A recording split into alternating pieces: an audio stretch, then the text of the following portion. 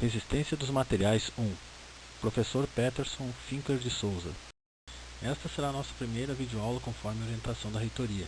Teremos as videoaulas como método para passar o conteúdo da ementa da disciplina de resistência dos materiais 1. Então, na aula de hoje, vamos ver o coeficiente de Poisson.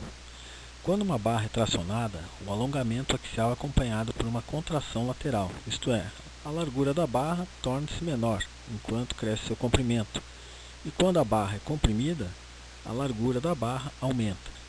Então, na primeira figura, a gente tem a situação onde há uma força axial P tracionando a barra, né? A gente percebe ali o alongamento e também a contração lateral.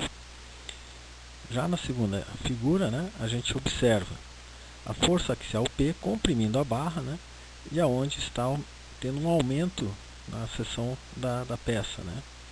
Então, a relação entre as deformações transversal e longitudinal é constante dentro da região elástica e é conhecida como relação ou coeficiente de Poisson, definido como coeficiente de Poisson igual deformação lateral dividido pela deformação longitudinal. Esse coeficiente é assim conhecido em razão do famoso matemático francês Poisson. Para materiais que possuem as mesmas propriedades elásticas em todas as direções, denominados isotrópicos, Poisson achou o coeficiente de Poisson aproximadamente 0,25. Em experiências com metais, mostram que o valor do coeficiente de Poisson usualmente encontra-se entre 0,25 e 0,35. Lembrando, né, que o coeficiente de Poisson ele é adimensional, ou seja, não tem unidade, e a faixa, né, de valores do coeficiente fica compreendida entre 0 e 0,5 para todos os materiais. Então, se não tiver nenhuma deformação, nenhuma restrição, né, o coeficiente de Poisson é 0.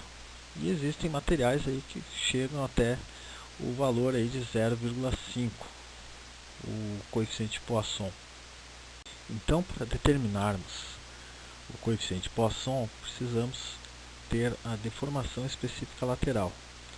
Ela é dada por deformação específica lateral igual delta' dividido pelo R.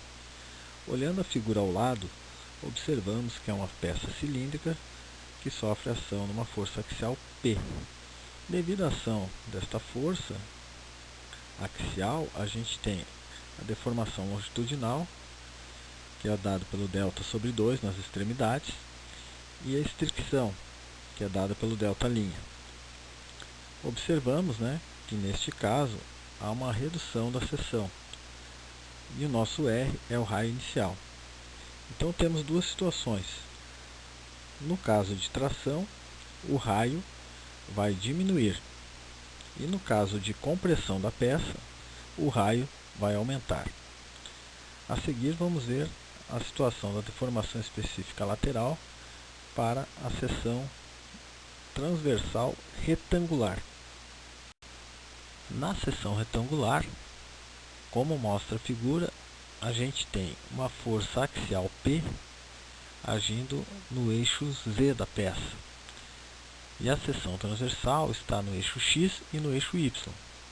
Então a deformação específica lateral para esse caso vai ficar o seguinte: no eixo X, a deformação específica lateral é delta'(x) dividido pelo x, onde o delta' é a variação da seção transversal em relação ao eixo X, e x é a medida inicial da peça no eixo X.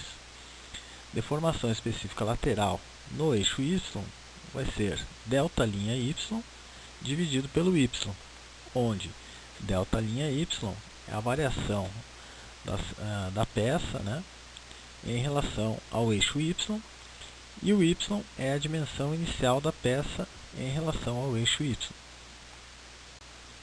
Assim, o coeficiente de Poisson é igual a deformação específica lateral dividido pela deformação específica longitudinal com o sinal negativo. Essa expressão tem sinal negativo porque o alongamento longitudinal gera uma deformação positiva e provoca a contração lateral, que a gente chama aí de deformação negativa, e vice-versa. Observe que essa deformação lateral é a mesma em todas as direções, laterais, no caso de seção retangular, ou radiais, no caso de seção circular da peça.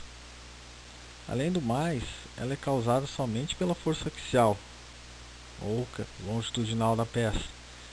Isso é, nenhuma força ou tensão agem em direção lateral, de modo a deformar o material nessa direção. Ou seja, a gente vai estar trabalhando somente com forças no eixo da peça. Não vai sofrer influência de forças perpendiculares ao eixo da peça. E lembrando então mais uma vez que o coeficiente Poisson